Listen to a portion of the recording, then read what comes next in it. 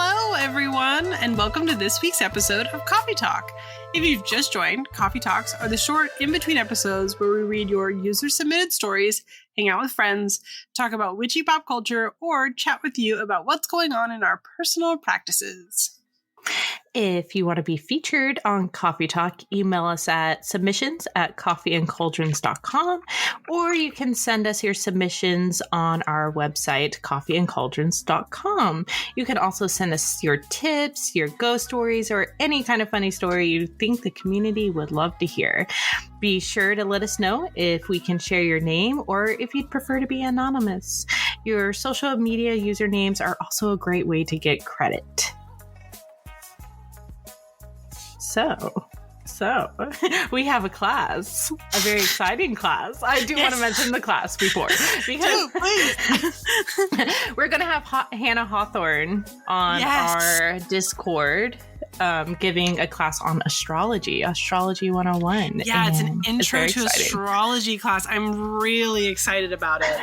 Yeah, she wrote the book, The Magic of Birthdays, which is all about astrology and the astrology of birthdays and how to do it magically. So amazing. We're very excited for the class and hopefully I'm making sense. She's making a PowerPoint. She sent me little teaser images of it and I'm so excited. I think it's gonna be really good. I like that Capricorn Virgo energy. Typical. I wish I had done even any amount of that kind of energy in my chart at all. Instead, it's all water and air. I'm doing my best. We're both doing our best. So, what you been up to lately?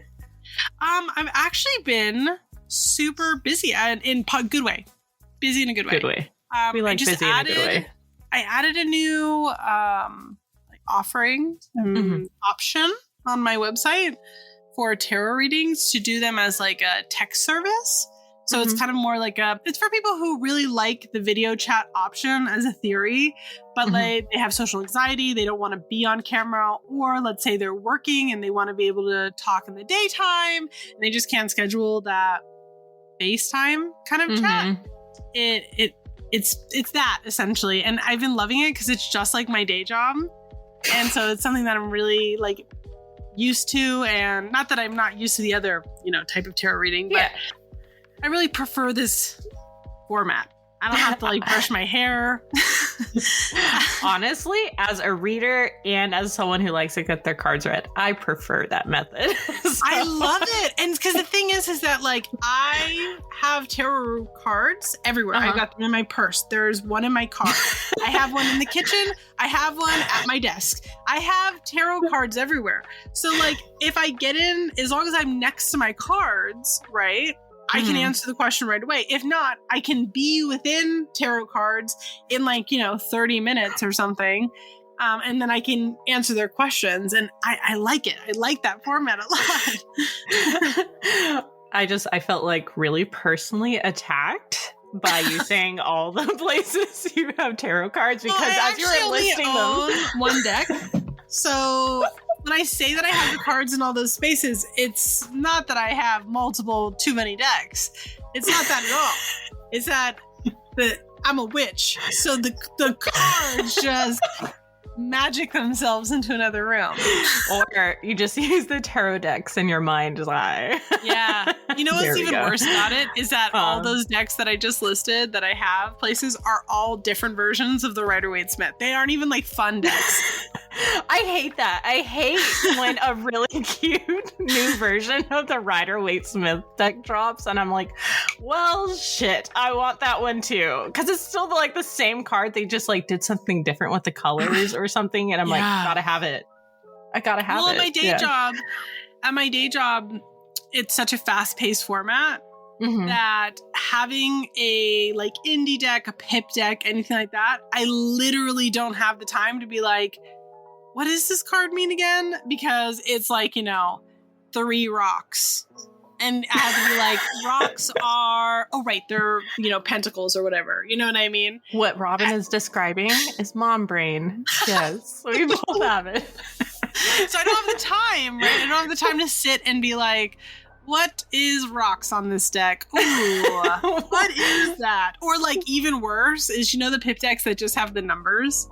Oh, yeah. And I'm like, you want me to do Roman numerals for 13? So I'm like, I sat there going, all right, jacks, pages, and like doing the math. I don't have time for that. So I have to have Rider-Waite-Smith because I don't have time to pause on stuff at my day job. And so I literally just have Rider-Waite-Smith decks scattered everywhere. Yeah, about the Roman numeral things, I didn't start really like learning the Roman numerals until I like started devoting more time to tarot. Embarrassing for both of us. It's so embarrassing. Luckily so pretty, like honestly. But now I feel so smart because if someone showed me, you know, honestly, 1 through 10, or even like, what is it, 1 through 28? I feel smart every day whenever tarot gets brought up and I get to talk about the occult esoteric symbolism in a card. I get to be like, yeah, let me just pull out my giant brain really quick. Yeah, I'm actually really smart. Let me talk to you about, you ever heard of the Archangel Michael? Let's talk about that. She's got a big brain. Yeah. No, I am not Jewish. I don't speak Hebrew, but I can give you a little bit of an idea of like Hebrew letters because of tarot. Couldn't tell you anything else. So I get to feel like really well-rounded and knowledgeable about things. Well, I think that's all smart people do, is that they're just well-rounded in like one particular spot and they just talk about that one particular thing over and over again. Or they know a little bit about a lot of things, so they sound really smart.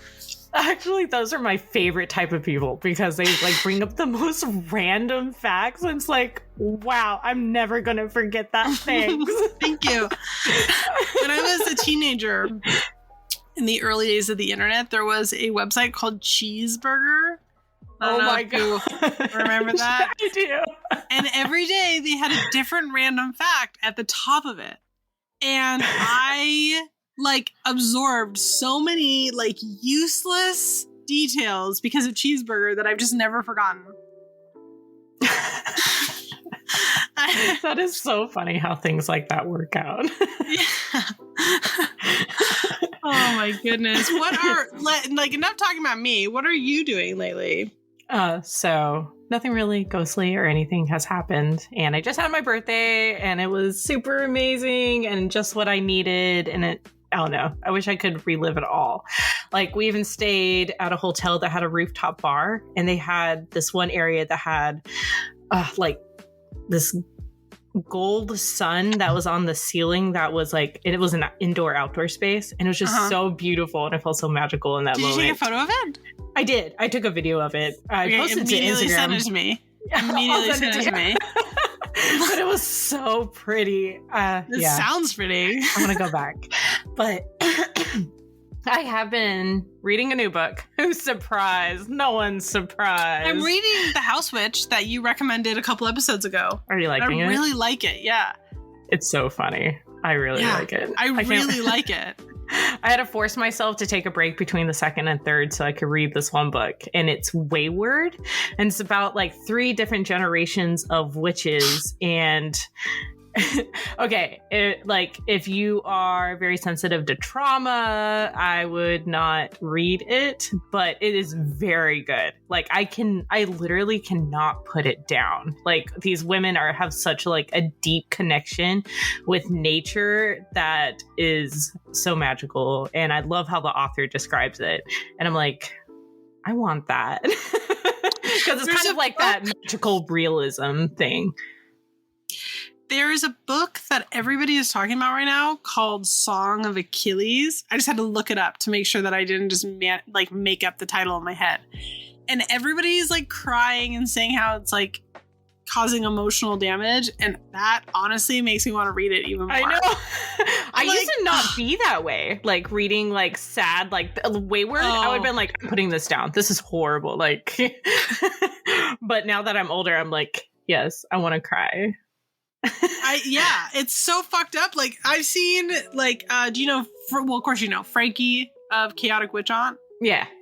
They posted it and they were like, what the fuck is wrong with you people for recommending this book to me? And I'm like, I would like to read this book. I enjoy pain. That reminds me of the Great Witch of Bethany.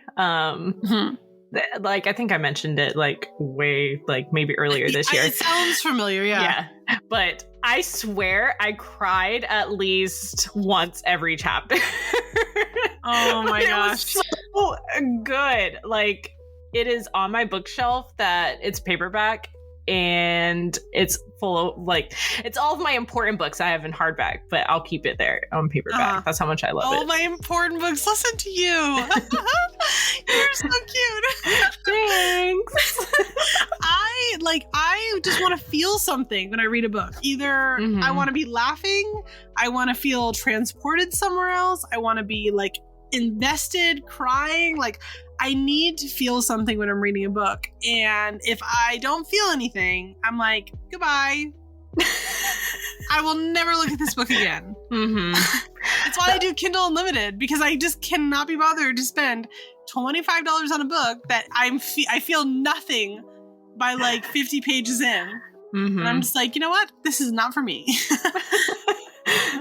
I feel I don't know. I feel like the older that we get, the more that we like books like that. And then also, I know a lot of people have problems with books with really descriptive imagery. Like if you go through through Ninth House or its sequel Hellbent, there's tons of reviews complaining about how the author is too descriptive.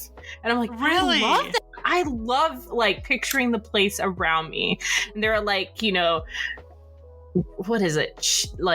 Write it, don't show it, or something. I forgot what the term is, but it's I like that. Am I an author? I like descriptive books. I like things to be descriptive. I like to be able to kind of imagine the scenario. What I don't like is the over description of things that are just not necessary to be over described. And I think this comes from the fact that I love reading romance novels. In romance novels, the bad ones, and when I say bad ones, because they're all bad, let's be honest, none of them are this should get a Nobel Prize. They're all bad books.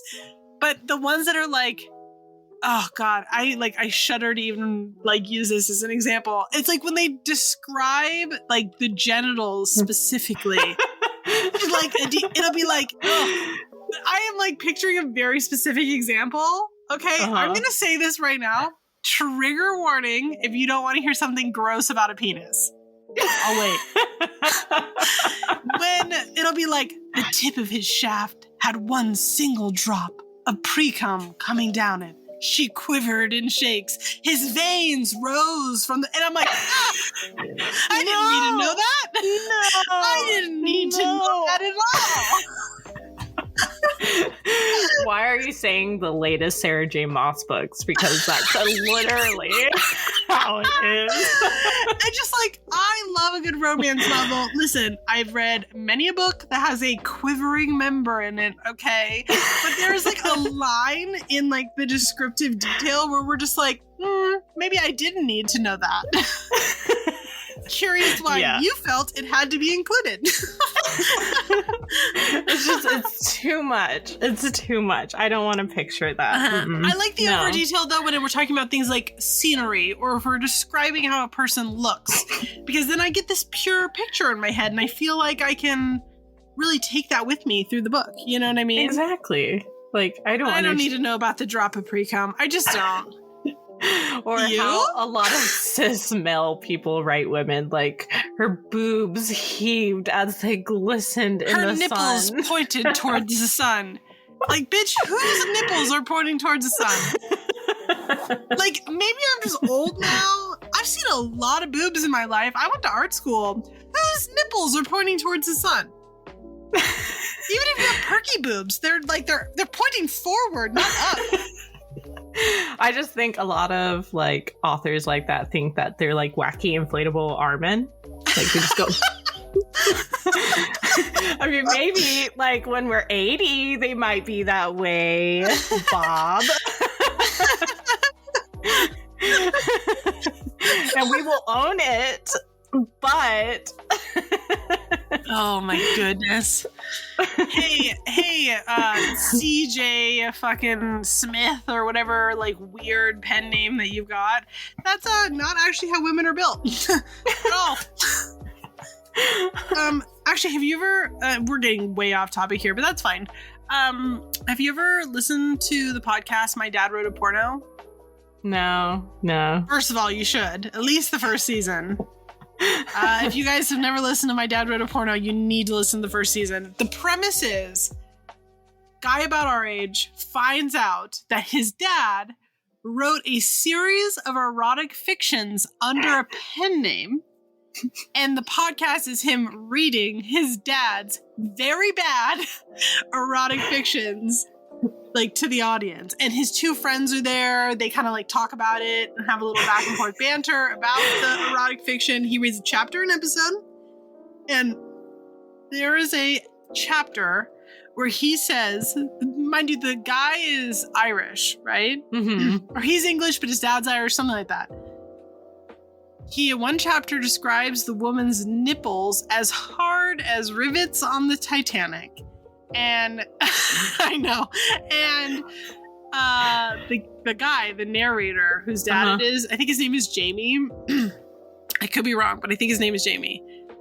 Was like, I feel like that's in poor taste considering we had actual relatives who died on the Titanic.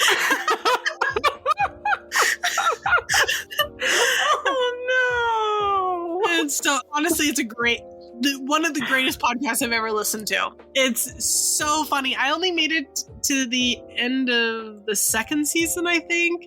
It's just like life got in the way.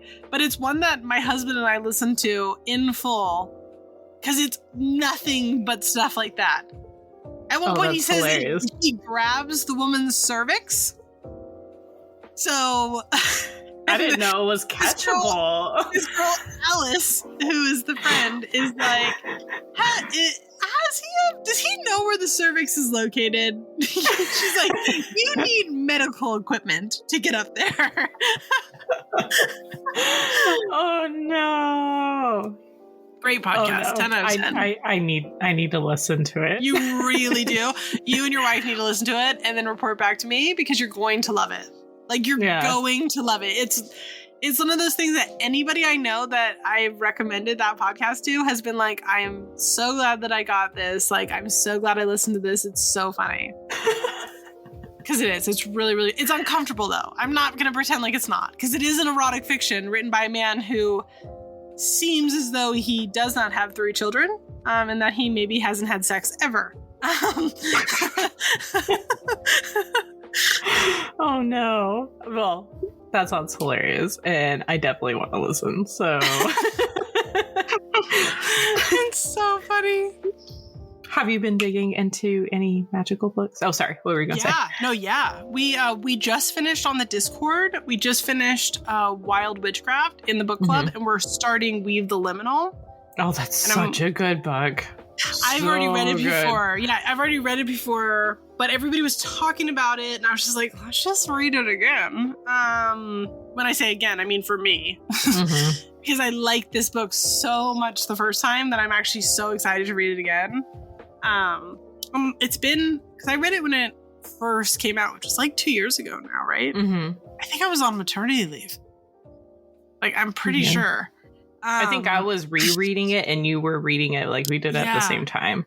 Yeah. And so it's been a while. So I'm thinking just with my life having, for me personally, my life having evolved so much in that time, I'm thinking new perspective. It might be a really good reread.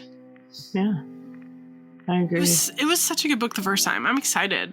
Honestly, I think the Discord's going to love it. Yeah. When we brought it up in Discord, I was like, should I listen to the audiobook version? I haven't done that before. Maybe I should do it.